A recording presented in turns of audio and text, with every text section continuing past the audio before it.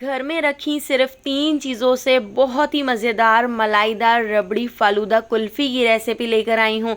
इतनी मज़ेदार ये फालूदा रबड़ी कुल्फ़ी बनकर तैयार होती है कि अगर आपने इसको एक बार बना लिया तो आप बाज़ार से कुल्फ़ी वगैरह खाना छोड़ देंगे।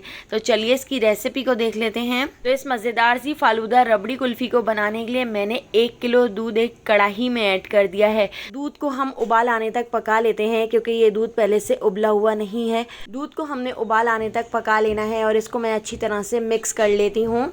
तो दूध को हमने तकरीबन 10 मिनट तक मीडियम टू लो फ्लेम पर पका लेना है। इसके साइडों पर जो इस तरह से मलाई जमा हो रही है तो हम इसकी मलाई को भी उतारते जाएंगे और इसको अच्छी तरह से चलाते हुए पका लेंगे। तो दूध को पकाकर हमने बिल्कुल थोड़ा सा गाढ़ा कर लेना है। इस तरह से हमारी जो रबड़ी कुल्फ़ी बनकर तैयार होगी उसका टेस्ट बहुत ही ज़्यादा मज़ेदार होगा। अब मैंने गैस के ऊपर एक फ्राई पैन को रखकर गर्म कर लिया था। इसके अंदर 6 टेबल स्पून मैंने चीनी ऐड कर दी है और चीनी का हमने इस तरह से लो से थोड़े से ज़्यादा फ्लेम पर कैरेमल बनाकर तैयार कर लेना है। कैरेमल में आपने बिल्कुल भी चमचा वगैरह नहीं चलाना है, बस इस तरह से थोड़ा सा रोटेट कर लीजिएगा। ये चीनी बहुत जल्दी से घुल जाएगी। इतनी देर यहाँ पर देखिए दूध भी हमारा बहुत अच्छी तरह से पक चुका है। इसके अंदर मैंने हाफ़ टी स्पून इलायची पाउडर ऐड कर दिया है और थोड़ा सा मैंने इसके अंदर ज़ाफ़रान ऐड कर दिया है। ज़ाफ़रान ऐड करने से इसका कलर बहुत अच्छा आएगा, खुशबू बहुत अच्छी आएगी और बहुत ही अच्छा फ्लेवर आता है।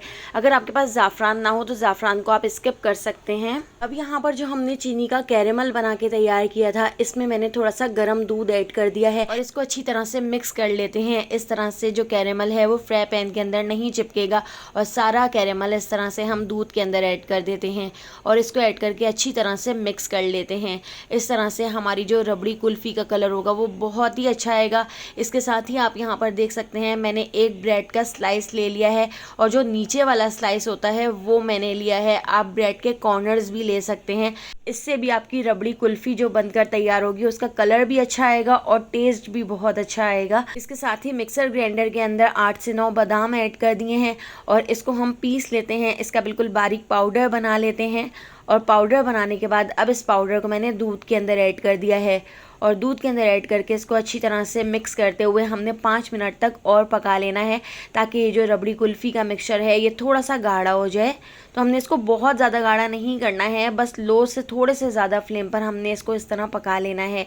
तो बस 4 से 5 मिनट पकाने के बाद इसको मैंने काउंटर के ऊपर रख के ठंडा कर लिया है और ठंडा करने के बाद अब हम इसको इस तरह से ब्लेंड कर लेते हैं।